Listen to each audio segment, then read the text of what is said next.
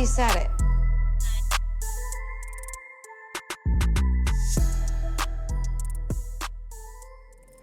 Hi, welcome to another episode of Now We've Said It. I am your host, Quisha. Y'all, I am here to break down the latest episode of the Housewives of Potomac. This episode is called Serving Up Betrayal, so let's get right into it.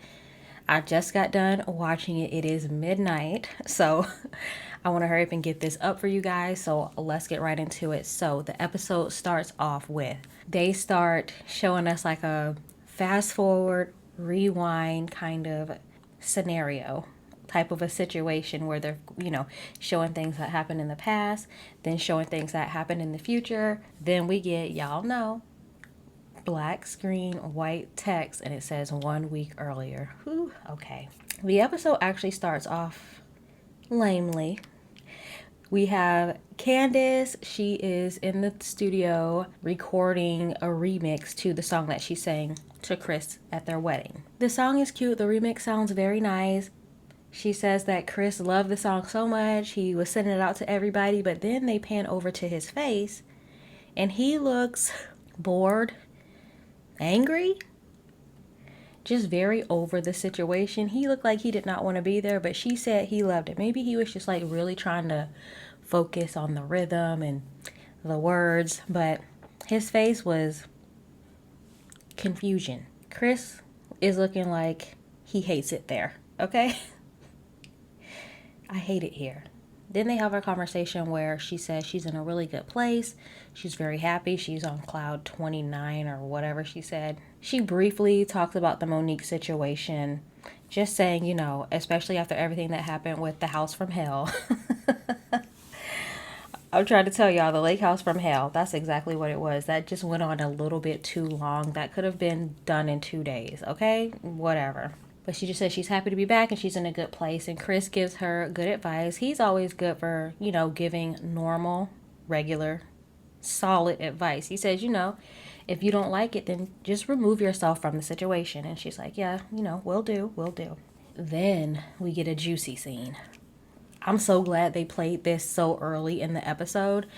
Ashley and Michael are meeting to talk about what happened at the casino. Whew, y'all, this scene was a motherfucking doozy, all right? So they sit down and they order. I really respect Ashley for still ordering food during a very stressful situation. That would be me. I know we're here to talk about like serious business and stuff, but I would still like an order of Brussels sprouts, please. And they look delicious. He's like, I don't know how you could eat at a time like let me stop because I cannot do an Australian accent. But he says, I don't know how you could eat at a time like this. She was like, well, listen, I'm breastfeeding. I'm motherfucking hungry, all right? She says that she was sitting on the couch pumping. And that is when she got a whole bunch of text messages. Just a flood of text messages with all the articles. She got it from Candace. She got it from Robin. She got it from this person, that. So she was like, great. She goes, I saw the picture of Michael in his boxers. And she says, I know those boxers.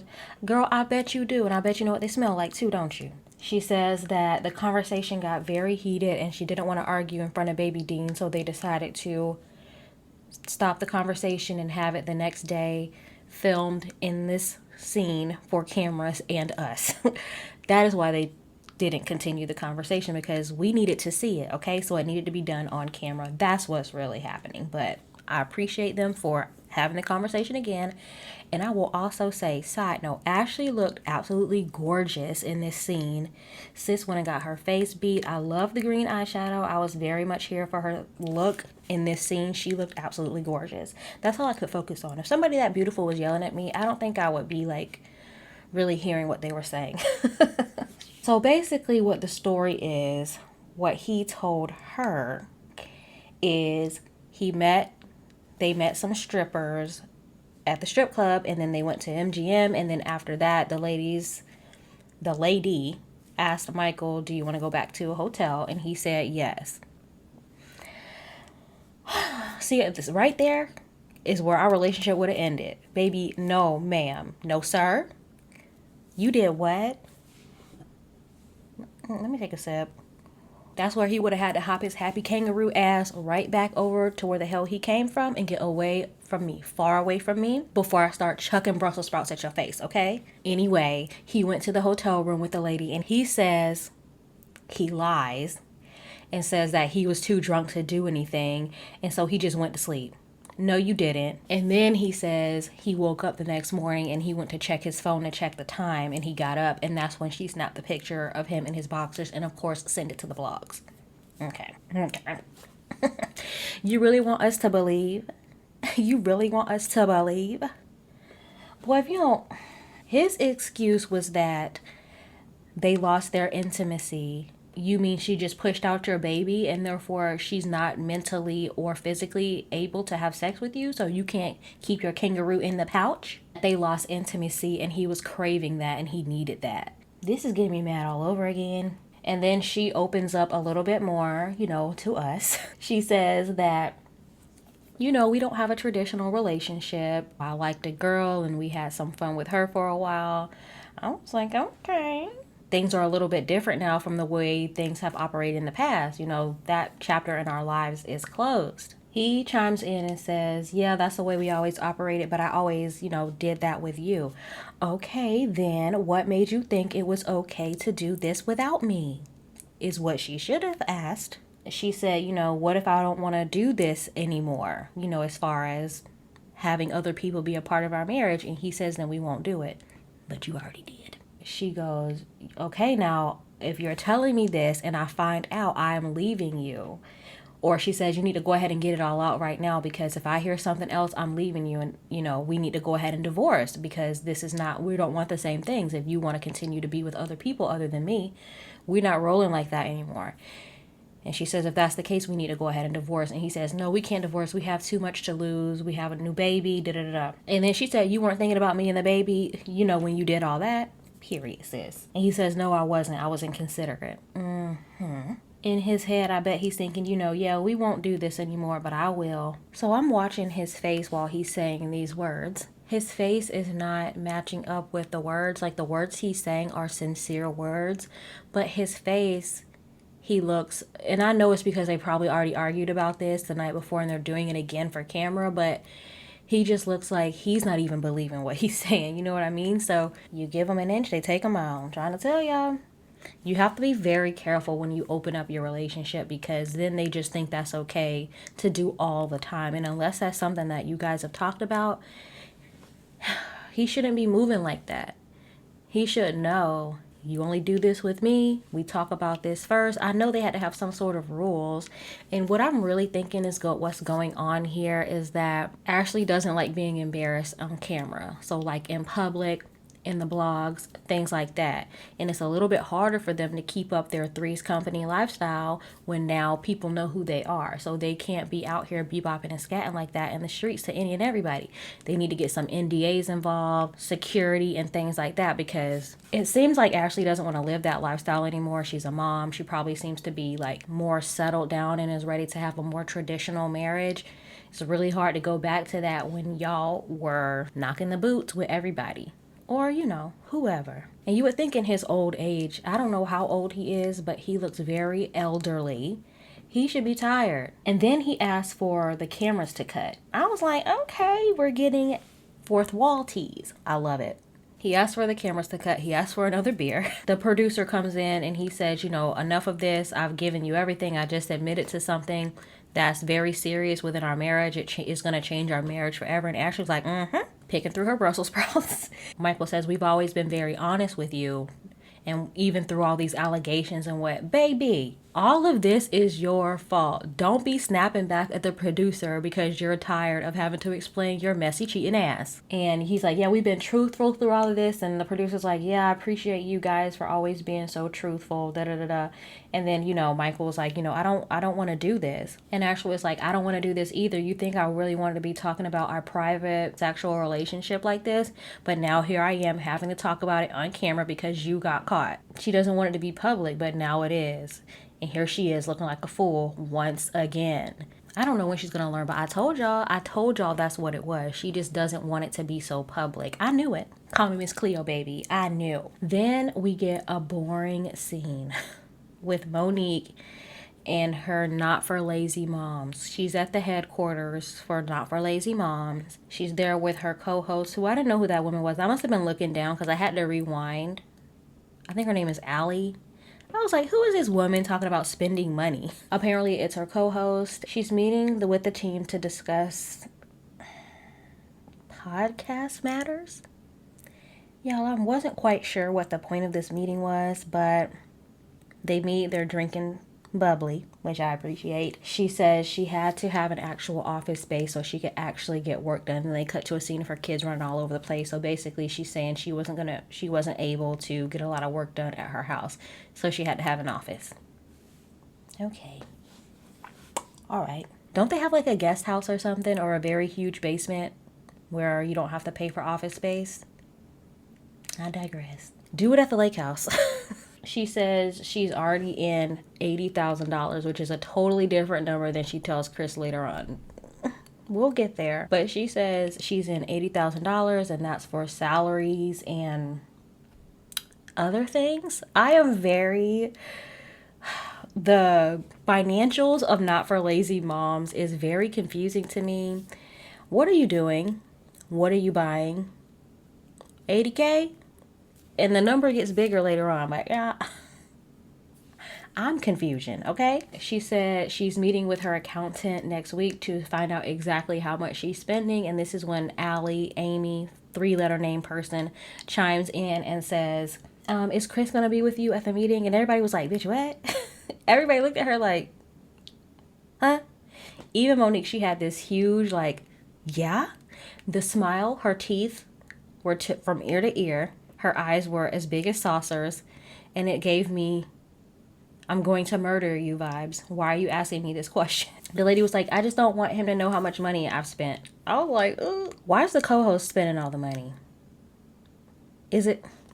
Okay, I have too many questions about what's really going on at Not for Lazy Moms, and not enough time to get the answers. Like, how much is the co-host actually doing to where she's the one paying for stuff? Are they using like a credit card? All right, let me move on, because I'm like, baby, what's going on?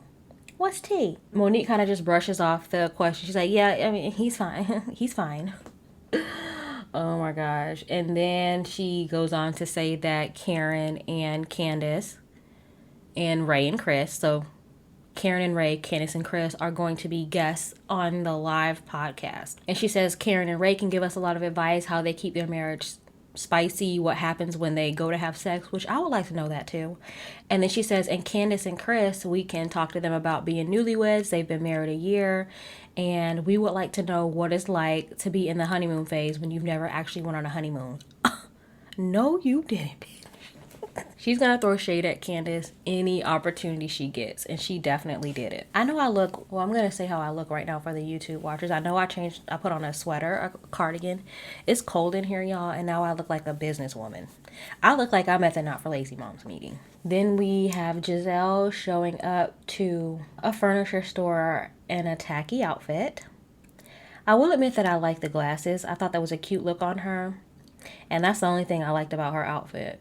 She's shopping in her tacky outfit in this tacky furniture store for her tacky house, okay? Robin is proving to be a useful friend of. She comes through to help Giselle pick out furniture, watch Giselle pick out furniture. Anyway, this is just a cute little place for them to shoot a scene. She steps in and she explains to Giselle what happened at the bonfire after she left, you know, the whole drama with Candace and Monique. And then she says that she accidentally sent the photos of Michael to Ashley when she meant to send them to somebody else. But she covered her up real smooth. She made it seem like, you know, so how do you want us to handle this? That was real smooth. As someone who has sent a text message talking about somebody to that person that I was talking about, y'all, my heart sank down to my stomach, okay? And my heart is still in my stomach. But I didn't have a way to like cover that up. They have that cute little scene, and Giselle says that she's going to organize a wine tasting for the women so they can congratulate her on her literary award. I don't want to hear literary award anymore. So they're getting ready to walk out the store, and they pass up these glass items that she saw when she first walked in, like $2,500. And they say something like, oh, I put this on my wish list, on my Christmas list or something like that. And Robin looks at her, or she looks at Robin like, you gonna buy this for me, bitch?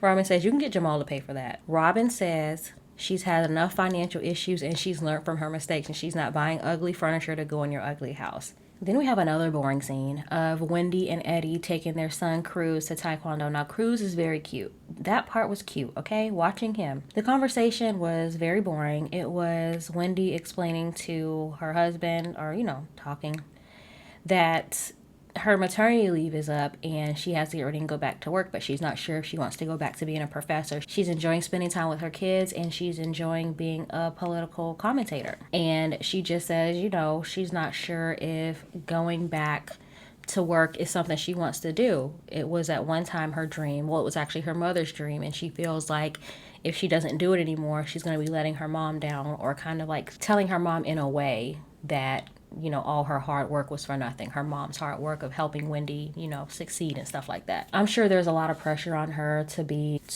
excelling constantly, so I can understand. And I feel like she kind of just wants to take it easy now. I'm sure she's gotten some fame from the show, and I'm sure she knew that was coming down the pipeline. So I just think she doesn't want to be a professor anymore because she's getting money from the show and she doesn't have to do that anymore. School's out for summer, school's out forever, says Wendy. In the story, that scene was whatever. Then we meet with Monique and Chris. See, these are like 3 filler scenes back to back to back. It's just very, a lot of filler in this episode, a lot of filler. We have a scene with Chris and Monique. They're walking their baby, the new baby. They're just out for a stroll. And she's explaining to him, oh yeah, I've been clearing out the basement for my Not For Lazy Moms and, putting merch and stuff for Not For Lazy Moms, putting merch and stuff down there. And he was like, yeah, so like, how's all that going? And she says, I spent quite a bit of money and I've only sold 20 tickets out of 350. And he's like, wait a minute. He's like, that means you need to like scale back on something.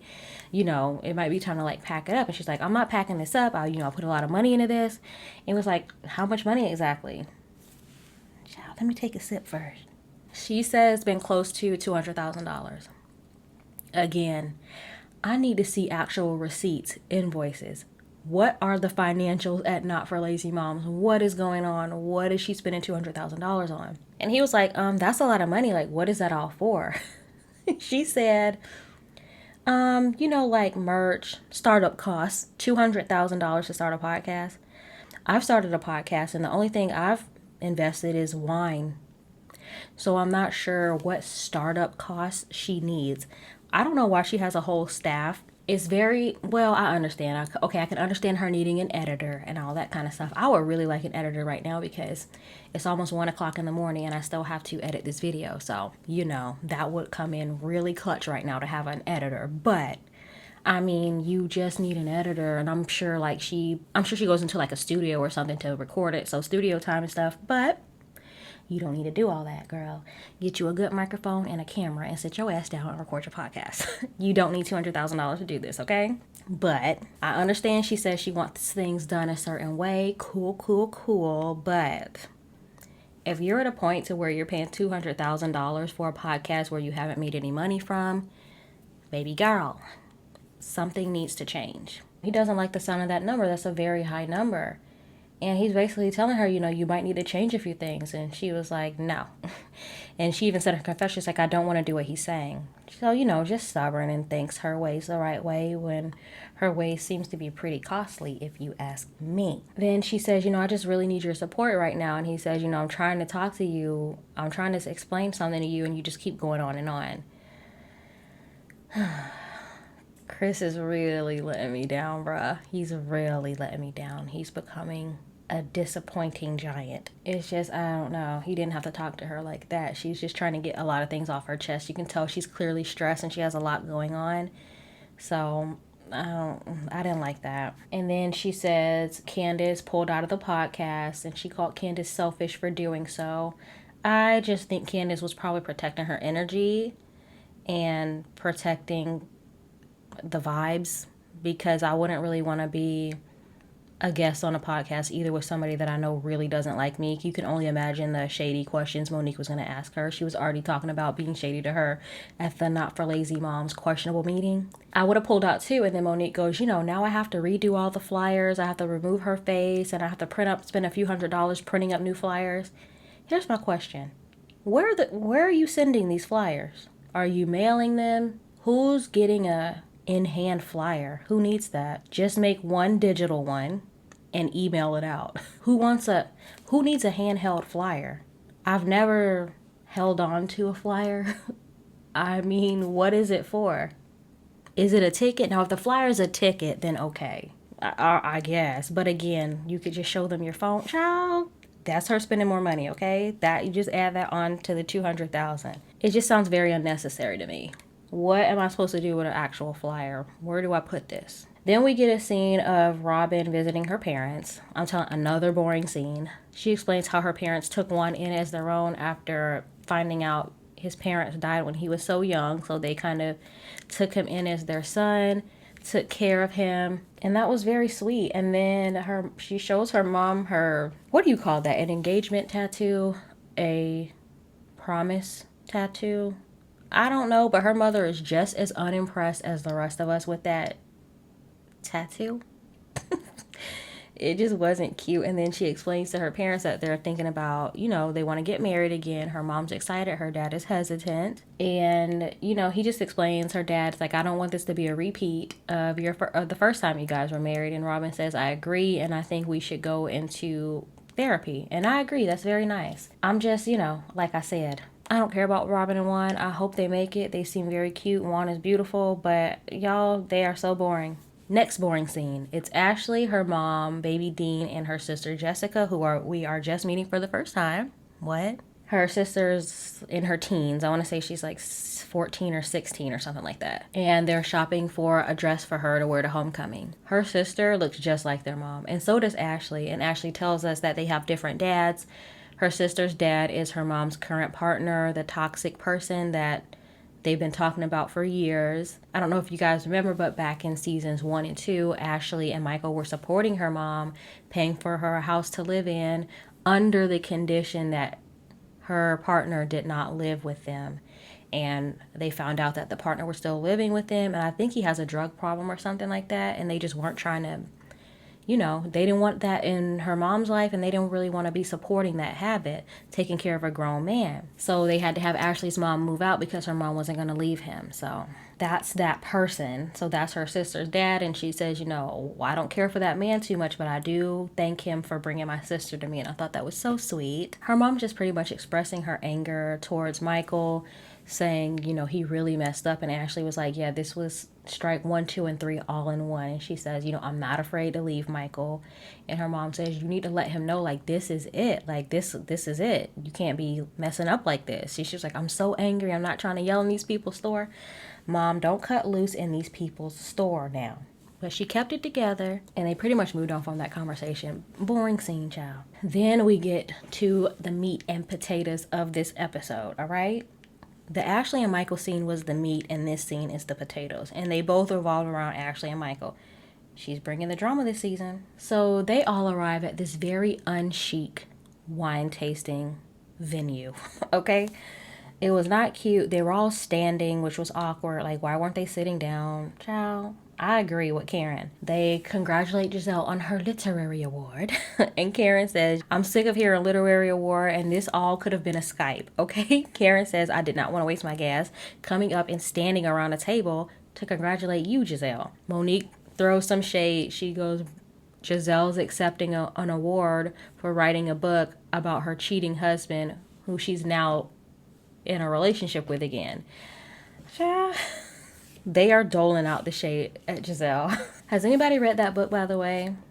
I have not, and I don't plan to. Then Wendy and Candace show up, and Candace and Monique are being cordial. They hug, they say hi. They seem cool, but not really. Ashley shows up, and she quickly tries to brush everything under the rug, talking about she's been off lately with her body. And she goes, I know you can't really conceive when you're breastfeeding. I didn't know that was a thing, but I don't have kids, so I don't know that. But she said, And everybody's like, what? Conceive? Like, you think you're pregnant? She goes, I don't know. Da, da, da. Like, girl, you are not pregnant. Now, we do know that Ashley is pregnant right now, but that fight happened back in November. And I believe she's about 5 months now. So that's not that, girl. And everybody was like, okay, so she just wants us to like brush this under the rug or forget about this because y'all are like back to being normal. That's what Robin was saying. And I think Giselle said that too. She actually goes right into the conversation and confirms that, you know, the blogs, there was truth to that. So they were like, what? What's tea? What's the truth? And then she tells them the story about the girl, you know, how they met the strippers, took him back, and he didn't have sex. And everybody's like, so you believe he didn't have sex with her? And she was like, yeah, I believe him. Everybody's face was like, really, sis?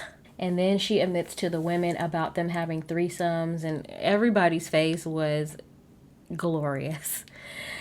We had a lot of head tilts, a lot of wide eyes, a lot of They were like, what are we actually hearing right now? And Ashley's saying it so casually. Everybody is in such shock. Back to them not believing her. Wendy says in her confessional, like, you really want us to believe that? I've seen Michael, and who wants to cuddle with that? Bitch, the shade. Michael is not attractive, okay? I said it. I don't know what he used to look like, but I'm going off of what I see right now, present time. So she tells her about the threesomes. She tells all the women about the threesomes and all that. And Karen is just kind of watching her. And Karen is like, I know that face. She's trying to put on a brave face. I've had to put on that same face before. I understand you. Y'all, Karen is the queen of the season, okay? Y'all know I love me some Karen, and I just love her even more because while she's in the drama a little bit, she's also kind of staying back, but she's inserting herself when necessary, mostly in her confessionals, which I love. And when she goes, yeah, we've been with other people, they shoot to Candace, and she goes, like, with? Candace was like, I'm gonna need you to like really specify, what do you mean by with? Ashley says that they are done if it happens again, because Wendy says, okay, so now that you have all this out in the open, what are you going to do if you find out he does this again? And Ashley says, we're done. I don't know if I believe her. What do y'all think? Do you believe her that she will actually leave him if he's caught cheating again? I don't believe her for some reason. I know she says she's not afraid to leave him, and I do believe that, but I feel like it's going to take a lot for her to actually leave him. She respects all the women for being so supportive because if y'all remember, Ashley was the queen of digging up in everybody's business and trying to expose their marriages. And she says, I just want to thank you guys, you know, for being so supportive, you know, towards me during this situation. And they were like, yeah, marriages are hard. They were probably like, bitch, you better remember this too. It was juicy, but like Karen says, we've all known about this. Like, why is everybody acting so shocked? Karen said, we been new, sis. And we did. We been new. Michael is getting involved in entanglements and putting their business out on Front Street. That meeting at the restaurant was a lot like a red table talk. Then they switch the subject. Candace goes, I love you guys. She's drunk. And then Monique, here she comes. She goes, yeah, you love us when you've had wine. I said, here we go. Ashley says, you know, she looks at the both of them. She goes, so are y'all good now? Monique says, we are where we are. And Candace picks up her favorite utensil in the world. She picks up a knife and she starts clinking her glass. And she says, I love Monique, even when she pretends to be asleep. And that just sets Monique off. She's like, pretends to be asleep? What do you mean pretends to be asleep? She says, you weren't asleep, or you were asleep with, you know, air quotes. And Monique said, do you understand what I did? And she goes, of course you don't understand. You don't have kids. Candace says, why do you have to mom shame me? And Monique says, how am I mom shaming you when you're not a mom? Doubling down. And they kind of go back and forth. It's really hard to hear what they're saying because Candace is yelling and she's repeating the same sentence over and over, and I don't like that. I can't stand when she argues like that, because if she tones it down a little bit and just says what she has to say one time calmly, she would win the argument because the points she's making are valid. But the fact that she's being so theatrical, repeating herself over and over, spinning around, twirling, clinking her glass, like making a whole show out of it, nobody is taking her seriously. And it's just like, Candace, you lost me right here. You were my girl. The past 2 episodes, we was cool. Well, definitely in the last episode for sure. This was just like, ugh, Candace, why do you have to do it like this? It's so unbecoming. And then Monique says to Giselle, because she can't talk to Candace because Candace is not listening. And she says, this is all about trying to have a conversation with someone that can't have a conversation. And I do agree about that because Candace is not even letting her in to say anything. She's just, y'all, it was so messy. It was so sad. It was like, Candace. And then Monique also says something like, talking to Giselle, like, so how does your friendship work? Do you guys call each other and check up on each other and meet up with each other? I guess she was saying Candace, in a way she was trying to say Candace wasn't being a good friend to her. Candace wasn't calling her or reaching out to her, inviting her to things. That's what it kind of sounded like she was trying to say. And then Candace clinks her glass again with a knife, and this time Wendy was like, let me take this out of your hand. And Candace goes, oh, sorry. And Giselle's like, yeah, you don't need the knife. Y'all know how Candace is with knives, all right? She likes to throw knives. And then Monique says it all started when Giselle told her something about somebody that she thought was a friend. It's talking about Giselle telling Monique about Candace and Charisse getting close. So it's all about that. So it all comes down to the whole Charisse situation. It comes down to Monique feeling like Candace has not been a really good friend to her. And it comes down to Monique feeling like she can't really have a real conversation with Candace. That is where this is all coming from. And then Candace is, moving around a lot. She kind of gets close to Monique, and Monique's like, get your hand out of my face. I couldn't really tell if Candace really had her hands in Monique's face, but whatever. She was very close to Monique, because then Monique started like flipping Candace's hair, and I was like, that's it. There it is. That's it. She touched her. She's touched her. Her flipping Candace's hair turns into her pulling her hair, and boom, that's where we get a to be continued. Like I said this last week, that's what they were going to do to us, and that is what they did. So that is where the episode ends. I did not get to see a preview for the next week because I watched this on a special website where they did not have the previews, okay? I wanted to get this podcast up as soon as possible, so I had to go through some different avenues, to get the show. I don't have cable, I have Amazon Prime, so, it's not available until tomorrow for me. Technically today, so I probably could have waited. But whatever. We get the to be continued. Obviously, the next episode is going to pick up where the fight left off. So that's going to be really good. It's going to be jam-packed right from the gate. I really hope next week's episode has a lot more going on than this episode did. This episode only had 2 good scenes, and that was the scene with Ashley and Michael, and then the ending scene at the wine tasting place. So other than that, it was a pretty boring episode. Y'all, let me know what y'all think. How do you feel about the whole Ashley and Michael situation? Do you think she should just give it up and leave him, or do you think that they can actually make it work? I will tell y'all right now, I don't think they're going to make it work. I give them maybe 2 more years. It's like, y'all, it's too much, because she's going to have the baby again, and they're going to go through that period where they lack intimacy, according to him. He needs to keep his kangaroo in the pouch. What is it called? A joey? A baby kangaroo? He needs to keep his joey in its pouch. How do y'all feel about the Candace and Monique situation? I can't pick a side right now. I mean, right now it looks like I'm on Candace's side because it looks like Monique touched her first, like physically. I do also see Monique's frustration with trying to have a conversation with somebody that's yelling like that and being very theatrical and repeating themselves over and over. I do see how frustrating that could be, but that's not enough reason to put your hands on somebody. It's never a good look. I saw a few posts tonight from the ladies. I saw where Giselle gave an interview saying that she thinks this all stems from Monique being jealous of Candace. So we clearly know that Giselle has taken Candace's side in this whole situation. Karen is on both sides. I know that to be true because she said that on Monique's live a couple of weeks ago. Then Karen posted on her Instagram a clip of the fight, and she says, everybody was in shock, but look at the green-eyed bandits smiling. And then Robin said something else too. I can't find the post, but Robin clapped back at whatever Karen said. So there's definitely some back and forth going on right now. And y'all, it's just all up in the air right now. There's really no one side to be on in this, but if you are on someone's side, please sound off in the comments. Please be sure to give this a thumbs up and a positive rating wherever you listen to your podcast. Give me 5 stars, y'all. I would really appreciate it. This has been another episode of Now We've Said It, and I will see y'all next week. Bye. But now we said it.